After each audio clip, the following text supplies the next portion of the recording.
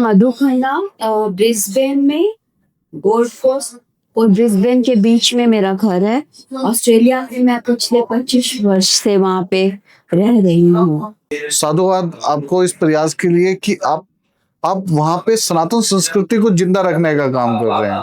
वो अपने घर के अंदर ही अगर अपने बच्चों के साथ हिंदी भाषा का या पंजाबी हो, मराठी हो, अगर उसका प्रयोग नहीं करते तो वो बच्चे अपनी भाषा भूल जाते हैं। इस पर हिमालय महोत्सव के दौरान आपका हरिद्वार और उत्तराखंड में देवभूमि में आना हुआ, तो मैं जानना चाहता हूँ 3 दिवसीय ये 3 दिन आपके कैसे रहे, इसके बारे में, और इस महोत्सव से क्या यादें आप लेके जा रहे हैं। इस वर्ष हिमालय महोत्सव हुआ है, मैं बहुत बहुत आभार प्रकट करती हूँ निशंक जी का।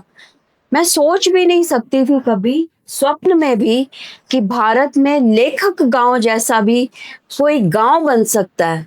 लेखक ग्राम और भारत, इसके बीच में कौन सेतु है जो आपको इसके साथ जोड़ने का काम करता है, वो जानना चाहूंगा। मेनका त्रिपाठी जी मेरे को फीजी में वहाँ पे विश्व हिंदी महोत्सव में मिले थे जी।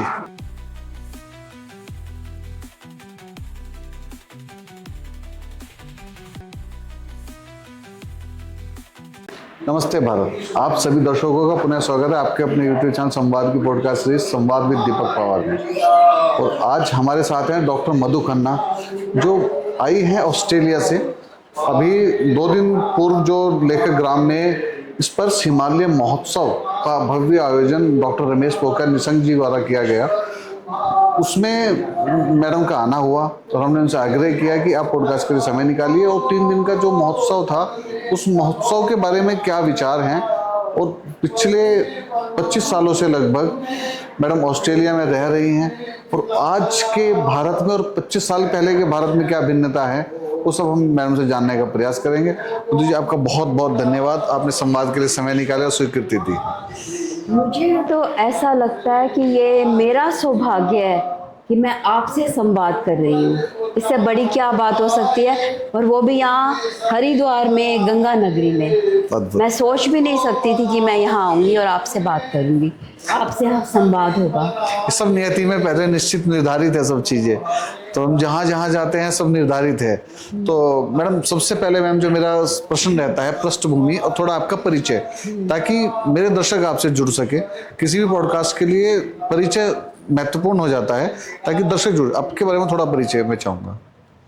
मैं मधु खन्ना, ब्रिस्बेन में गोल्ड कोस्ट और ब्रिस्बेन के बीच में मेरा घर है।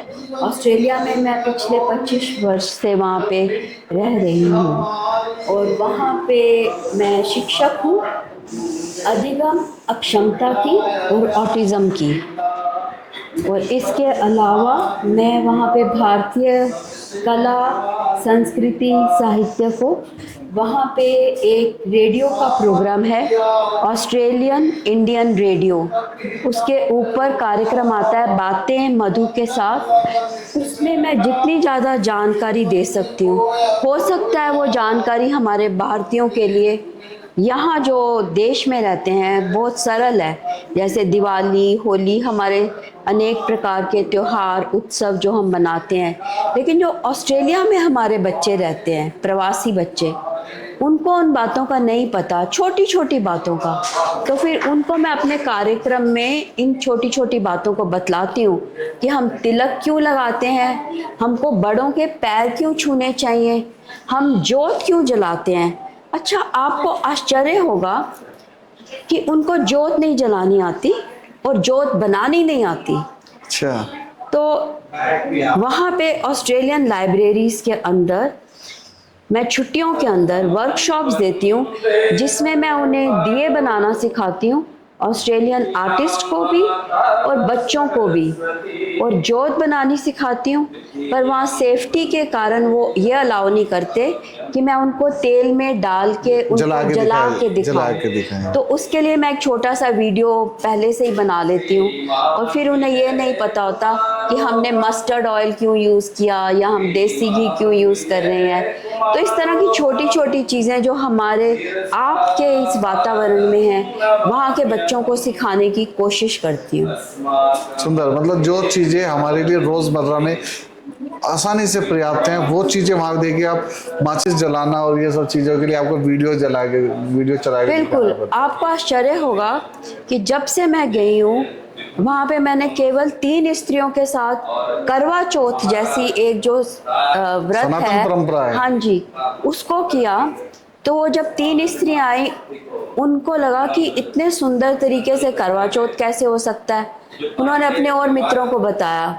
तो आज मेरे घर में करवा चौथ पे 70 स्त्रियां इकट्ठी होती हैं और उनका आकर्षण ये है कि मैं करवा चौथ की जो कथा है उसको बॉलीवुड के तरीके से, संगीतमय तरीके से चलाती हूँ। और जब हमने थालियों को बटाना होता है तो उसको पॉज करती हूँ और सब दुल्हनों की तरह तैयार होके आते हैं। पर मुझे उनको समझाना पड़ता है।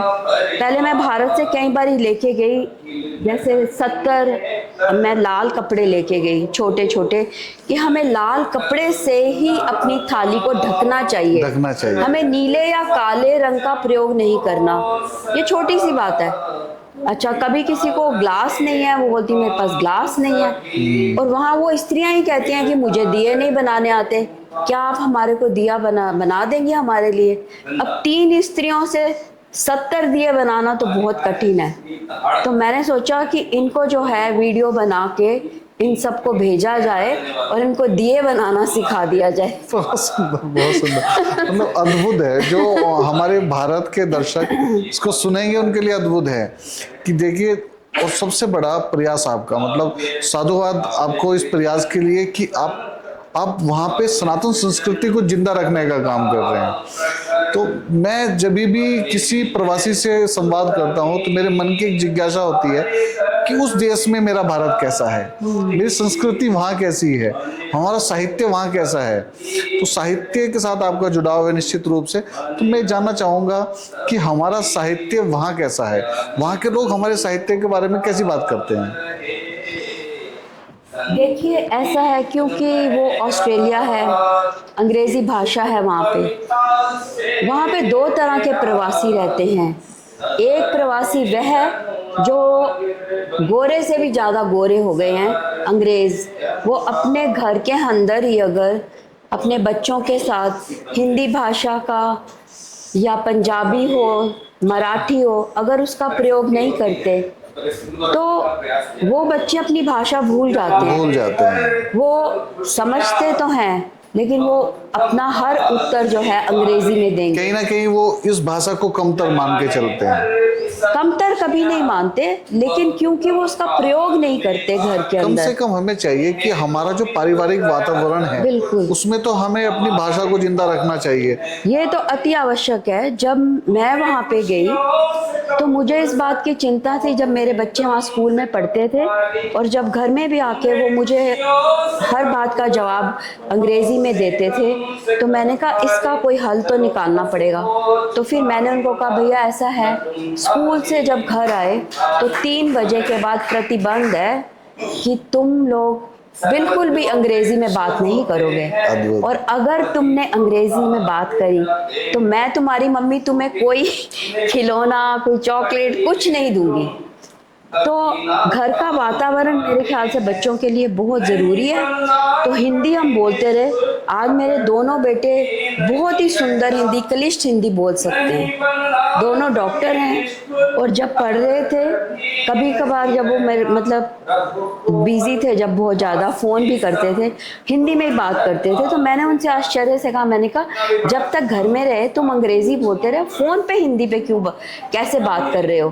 तो बोलते हैं हम ना आपको बहुत ज़्यादा, मम्मी आपको बहुत ही ज़्यादा मिस करते हैं। जब आप हिंदी में बात करते हो हमें लगता है हमारा घर है। अद्भुत, ये भाव की भाषा है। हाँ, भाव की भाषा है, जो माँ के साथ बात करने के समय हिंदी में जो भाव हैं वो उसको महसूस करने के लिए। जहाँ आज भारत में हर पेरेंट्स चाहता है कि बच्चे इंग्लिश मीडियम में पढ़ें और इंग्लिश में वार्तालाप करें, वहाँ आपने उस देश में जहां हिंदी बोलने की इतनी जरूरत भी नहीं है उनको, उनको अगर हिंदी नहीं भी बोले तो अभी भी चलेगा, पर आपने कहीं ना कहीं उनके हृदय में वो बीज अंकुरित करके रखा कि हिंदी भाषी हैं हम। ये होना ही चाहिए, क्योंकि मैं चाहती हूँ कि उनका भारत से नाता जुड़ा रहे। जब वो भारत से में आएंगे तो वो वार्तालाप कैसे करेंगे, चीज़ों को कैसे समझेंगे। छोटी सी चीज़ जैसे बच्चा पूछता है हम मंदिर में जाते हैं, हम घंटी क्यों बजा रहे हैं, तो छोटे छोटे उनके प्रश्न हैं, उनको उत्तर कैसे मिलेगा। बहुत सुंदर, बहुत तो सुंदर। अपने देश से दूर हो जाएंगे। बिल्कुल बिल्कुल, उनके उनके हृदय में भारत को जागृत रखने का प्रयास बहुत सुंदर, बहुत सराहनीय। अब मेरा अगला प्रश्न, अभी त्रिदिवसीय स्पर्श हिमालय महोत्सव के दौरान आपका हरिद्वार और उत्तराखंड में देवभूमि में आना हुआ, तो मैं जानना चाहता हूँ त्रिदिवसीय ये 3 दिन आपके कैसे रहे, इसके बारे में, और इस महोत्सव से क्या यादें आप लेके जा रहे हैं, वो मैं थोड़ा सा जानना चाहूँगा। इसके लिए मैं ये आपको कहना चाहूँगी कि मैं सबसे पहले जो ये स्पर्श हिमालय महोत्सव हुआ है, मैं बहुत बहुत आभार प्रकट करती हूँ निशंक जी का। मैं सोच भी नहीं सकती थी कभी स्वप्न में भी कि भारत में लेखक गांव जैसा भी कोई गांव बन सकता है। मतलब ये तो अद्भुत अनुपम बात है। आप विश्वास नहीं करेंगे कि उनके इस एक लेखक गांव से सिर्फ भारत नहीं, जितना प्रवासी भारतीय बाहर रह रहा है वो सब उनके साथ जुड़ेगा। और वो लोग यहाँ मतलब मैंने खुद उनसे कहा है कि अब आप हमें नहीं भी बुलाते तो हम तो खुद ही आएंगे, खुद ही आएंगे, खुद ही आएंगे, क्योंकि वहाँ कला, साहित्य, संस्कृति तीनों चीज़ों का समागम था और तीनों दिन भव्य आयोजन था। और यहाँ तक कि मैं आपको ये ज़रूर इस बात को बतलाना चाहूँगी, आयोजन के अलावा जो वहाँ लोग थे सब डॉक्टर्स हैं, वहाँ सब पढ़े लिखे, इतने ज्ञानी, इतने गुणीजन हैं, लेकिन इतने सरल, इतने प्यार से उन्होंने हमारे साथ बातें की, मतलब मुझे विश्वास नहीं हुआ। निशंक जी से बात करो तो लगता नहीं है कि ये आदमी पूर्व सीएम है। बिल्कुल बिल्कुल, मतलब सरलता और सहजता की मूर्ति। बिल्कुल। और उनकी तीनों सुपुत्री देखिए आप, संस्कारवान। उनकी बेटियों के तो मतलब मैं हैरान हूँ कि उनको बहुत ही ज़्यादा बधाई दूंगी और मन से आशीर्वाद दूंगी कि वो अपने पिता का जो नाम है ना, मतलब स्वर्णिम रोशन कर रही हैं वो अपने पिता का नाम। उनके लिए कोई एक शब्द में मैं उनको समेट के नहीं बतला सकती। अद्भुत अद्भुत, एक शब्द उनके लिए नहीं है। जिस तरीके से वो अपनी संस्कृति, कला, हिंदी साहित्य, इन सबको जो संरक्षण दे रही हैं, उनके संरक्षण से हर प्रवासी भारतीय उनके साथ जुड़ेगा ही जुड़ेगा। निसंदेह बहुत सुंदर आपने त्रिदिवसीय इस महोत्सव का बहुत सुंदर और सरल शब्दों में आपने जो वर्णन किया है, अद्भुत है। और वाकई निशंक सर और उनकी तीनों सुपुत्रियां समर्पित हैं साहित्य, कला और महोत्सव के। और लेखक ग्राम अपने आप में एक अतुल्य भारत की पहचान है। और जो भविष्य के लिए आपने जैसे बोला कि जो हमारे प्रवासी भारतीय हैं उनके लिए एक स्थान है जो आके वहाँ लेखक ग्राम में लेखन का कार्य और ये सब। बिल्कुल, ये तो मतलब जिसे कहते हैं ना कि मन की शांति के लिए, आपको कोई तृप्त करने के लिए कोई ऐसा स्थान मिल गया कि जहाँ पे आप जा सकते हो। देखिए कई निशंक जी कई बार अपने इंटरव्यूज में ये बताते हैं कि ये सपना था स्वर्गीय प्रधानमंत्री अटल बिहारी वाजपेयी जी का, जो वो साकार करने का प्रयास कर रहे हैं। निश्चित रूप से अगर वो प्रयास डॉक्टर रमेश पोखरियाल निशंक जी के द्वारा हुआ है तो वो उनसे ही हो सकता था, ये प्रयास किसी और के द्वारा नहीं हो सकता था। तो वाकई वो बधाई के पात्र हैं, साधुवाद के पात्र हैं कि वो, और उसी के दौरान देखिए आपके जो चेहरे पे जो खुशी है, वहाँ ऑस्ट्रेलिया से यहाँ तक का सफर, त्रिदिवसीय महोत्सव। अच्छा, सिर्फ ये खुशी इसलिए नहीं है, वहाँ पे जो खाना भी था ना वो बहुत स्वादिष्ट था। हलवा बड़ा स्वाद था, मतलब भोजन भी इतना अच्छा था। और फिर वहाँ पे जो डॉक्टर्स थे, जैसे डॉक्टर्स उपाध्याय वहाँ पे थे, और डॉक्टर देव, डॉक्टर नीरज, मैंने देखा वहाँ हर व्यक्ति जो इतना गुणी, इतना ज्ञानी है, उतना ही सरल है, उतना सरल है, और इतने अच्छे से मतलब एक आपका उनके साथ मुझे लगता है कि वो अब हमारे मित्र हो गए हैं। हाँ, तो ये मित्रता अब यहाँ ख़त्म नहीं होगी, ये ऑस्ट्रेलिया में भी जाएगी। वहाँ पे ऑस्ट्रेलियन इंडियन टाइम्स में मैं इसके लिए अवश्य बहुत बड़ा लेख लिखूंगी, ताकि वहाँ पे भी जो प्रवासी भारतीय रहते हैं, हिंदी साहित्य से जुड़े हैं, उनको इसका पता चले। वो लेखक ग्राम से जुड़े। बिल्कुल, और वो भी वापस लेखक गांव यहाँ आए। ये ज़रूर होगा और निश्चित रूप से होगा। अभी मेरा अंतिम प्रश्न आपसे, लेखक ग्राम और भारत, इसके बीच में कौन सेतु है जो आपको इसके साथ जोड़ने का काम करता है, वो जानना चाहूँगा। मेरे लिए तो इसका सेतु डॉक्टर मेनका त्रिपाठी ही हैं। मेनका त्रिपाठी जी मेरे को फिजी में वहाँ पे विश्व हिंदी महोत्सव में मिले थे जी। और मुझे ऑस्ट्रेलिया से भारतीय दूतावास से वहाँ पे भेजा गया as a state guest Hindi language के लिए, जो मैं हिंदी भाषा के लिए वहाँ काम करती हूँ। तो वहाँ पे ये मुझे अचानक मिली और बहुत ऐसे ही जैसे आप बैठे हैं ऐसे बैठी हुई थी। तो मैंने आपसे पूछा आप कहाँ की हैं, तो उन्होंने बोला हरिद्वार की। मैंने कहा अच्छा आप गंगा नगरी की हैं, इससे बड़ी क्या बात हो सकती है। बस उसी से हमारा वार्तालाप शुरू हुआ और हम मित्र बन गए। तो मुझे सहज तो और लगता है, सरलता की मूर्त है मेनका त्रिपाठी जी। पर मेनका त्रिपाठी जी मुझे लगता है एक निमित्त बनी है, प्रभु की दया से वो निमित्त बनी है। सरल भी हैं, ईमानदार हैं और हिंदी के लिए, हिंदी साहित्य के लिए बहुत अच्छा काम कर रही है। समर्पित भाव से। बिल्कुल बिल्कुल समर्पित भाव। वैसे ऑस्ट्रेलिया में भी, ऑस्ट्रेलिया के हर राज्य में हिंदी के लिए बहुत अच्छा काम हो रहा है। जैसे पर्थ में रीटा कौशल है, मेलबर्न के अंदर सुभाष शर्मा जी हैं, कैनबरा में, सिडनी में रेखा राजवंशी हैं, कुशलेंद्र जी हैं, ब्रिस्बेन में मैं हूँ। तो अलग अलग राज्यों में काम हो रहा है। वहाँ पे सिडनी में और मेलबर्न में 10वीं कक्षा तक का जो उनका कार्यक्रम, पूरी जो पाठ्य शैली जो होनी चाहिए, कैरिकुलम, वो बन गया है। और सिडनी में और मेलबर्न में स्कूलों के अंदर हिंदी पढ़ाई जाती है भाषा के रूप में। ये बहुत अच्छी बात है और मैं इसका, ब्रिस्बेन में नहीं है लेकिन अब मैं इसका श्रेय देना चाहूँगी आदरणीय मोदी जी को, क्योंकि मोदी जी जो हैं वो 4-5 वर्ष पहले सिडनी में आए थे और उन्होंने वहाँ पे घोषणा की कि ब्रिस्बेन निवासियों के पास भारतीय दूतावास नहीं है, 2025 में आपके पास अपना भारतीय दूतावास होगा। तो मैं मोदी जी की बहुत बहुत आभारी हूँ कि उनके कारण आज ब्रिस्बेन में भारतीय दूतावास है। और हमारे जयशंकर जी, आदरणीय जयशंकर जी ने आके वहाँ उद्घाटन किया था। वहाँ पे मैं विश्व हिंदी दिवस भारतीय दूतावास में उसका आयोजन करती हूँ, तन मन और धन से बहुत। और आपको एक बात और बतलानी बड़ी विशेष है, क्योंकि मैं एक कलाकार भी हूँ, बहुआयामी व्यक्तित्व की हूँ। वहाँ पे मैं भारतीय कला को काउंसिल के अंदर वहाँ पे जब 40 लोग, ऑस्ट्रेलियन 40 लोग जो हैं, 40 कलाकार अपने अपने तरीके की कला देते हैं कि हमने इस जगह को कैसे सुंदर बनाना है। उन 40 में से फिर वो 14 लोगों को चुनते हैं, उन 14 में से भी फिर 4 चुने जाते हैं।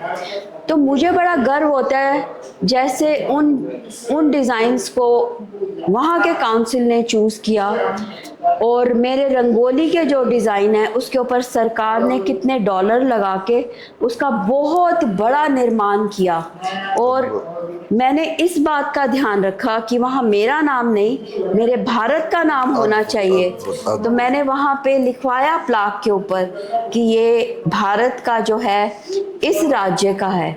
मान लीजिए वहाँ उद्यानों के अंदर फुटपाथ के ऊपर अगर जो डिज़ाइन बने हैं जो भारतीय मैंने दिए हैं, जैसे केरल का जो डिज़ाइन है वो एक एक बिंदु को जोड़ के डिज़ाइन बनाते हैं, तो उसका बड़ा सुंदर उन्होंने उद्यान पे फुटपाथ में परमानेंट स्थापित किया है सार्वजनिक कला के रूप में। तो उसमें लिखा हुआ है कि यह कला भारत के केरल राज्य की है। तो उससे मुझे जो खुशी प्राप्त होती है ना कि ये मेरे भारत का नाम है, मैं आपको बता नहीं सकती। अद्भुत अद्भुत। तो अपनी कला को भारत को समर्पित करना, जहाँ भाव है कि जो कुछ है मेरे भारत का है। हाँ जी, बहुत सुंदर। और आपने आदरणीय प्रधानमंत्री जी का नाम लिया। हमारे संवाद में कहीं ना कहीं ऐसा नहीं है कि खुद से वो आ ही जाते हैं, क्योंकि पिछले 11 वर्षों में, जिसको मैं स्वर्णिम काल बोलता हूँ, इतना काम कला साहित्य अच्छा, पर मुझे हुआ है। भारत के काम का तो जो वो करते हैं उसका तो मुझे पता नहीं है इतना, क्योंकि मुझे यहाँ की राजनीति का ज्ञान नहीं है। लेकिन मैं आपको सच्ची बता रही हूँ कि ऑस्ट्रेलिया में जितने भी भारतीय रह रहे हैं वो उनके मन में हैं, मन में है। बिल्कुल अद्भुत, उनके मन में है। जब मोदी जी यहाँ कुछ भी बोलते हैं, हम वहाँ बैठे हुए सुनते हैं, तो मतलब जैसे कोई बच्चा सुन रहा होता है ना, हम उनकी बात ऐसे सुनते हैं, क्योंकि हमें उन पे पूरा विश्वास है कि वो हमारे देश को ऊपर लेके जाएंगे। बहुत सुंदर। उनके होते हुए हमारा देश नीचे गिर ही नहीं गिर सकता। ही नहीं सकता। मैंने ऐसे ऐसे कार्य देखे हैं और जो मैं सुनती हूँ उनके कारण हुए हैं। वो मोदी जी के स्वर्णिम काल में ही हो सकते थे, अन्यथा बहुत सारे काम ऐसे हैं जो सिर्फ और सिर्फ कल्पनाओं में थे। बिल्कुल। उन कल्पनाओं को साकार करने का काम मोदी सरकार ने विगत 11 वर्षों में किया है। अच्छा, आपको हंसी आएगी कि आदरणीय मोदी जी का जब जन्मदिन होता है तो हम वहां उनके लिए केक काटते हैं। अरे वाह, सुंदर सुंदर सुंदर, बहुत बढ़िया। मधु जी, बहुत अच्छा लगा आपसे बात करके। महोत्सव के बारे में हमने बात की, और सबसे बड़ी बात जो मैं जानना चाहता था कि देश से बाहर मेरा भारत, मेरी जिज्ञासा हमेशा यही रहती है कि जब आप अपनी कला को, अपनी बनाई हुई रंगोली को नाम देते हैं कि ये मेरे भारत की है और उस पर लिखा जाता है भारत, तो ये स्नेह भारत के प्रति ये जुड़ाव है और निरंतरता से जो बढ़ता ही जा रहा है। तो बहुत बहुत धन्यवाद आपका हमारे लिए समय निकालने के लिए, और मेरी शुभकामनाएं आपको। और आप भारत से बहुत अच्छी, और साथ में स्पर्श हिमालय महोत्सव की अच्छी यादें लेकर आप जाएंगे, और वहां जाने के बाद फिर इसके बारे में आप। लेकिन एक बात मैं जरूर कहना चाहूंगी कि जो हम प्रवासियों को अंदर तक बहुत दुख देती है, जब भी हमारे देश में कोई बुरी बात होती है, छोटी सी बातें हैं, भाषा के नाम पे झगड़ा करने की क्या आवश्यकता है। मैं वहाँ पे भी यही कहती हूँ कि तुम ये मत बोलो कि मैं बंगाली हूँ, मैं केरल का हूँ, मैं पंजाबी हूँ, मैं हिंदू हूँ, क्या फर्क पड़ता है। तुम सिर्फ इतना बोलो कि मैं भारतीय हूँ। अद्भुत। बस भारतीय बोल दो, मैं भारतीय हूँ, खत्म। तुम्हें कौन पूछ रहा है कि तुम पंजाबी हो, तुम हिंदू हो, क्या हो। वो सब चीजों का यहाँ पे मैं तो हो सकता है, वहां नहीं है। वहां तो उसका कुछ भी नहीं है। वहां तो एक ही आइडेंटिटी है कि आप भारतीय हो। बहुत सुंदर, आपसे संवाद करके बहुत अच्छा लगा।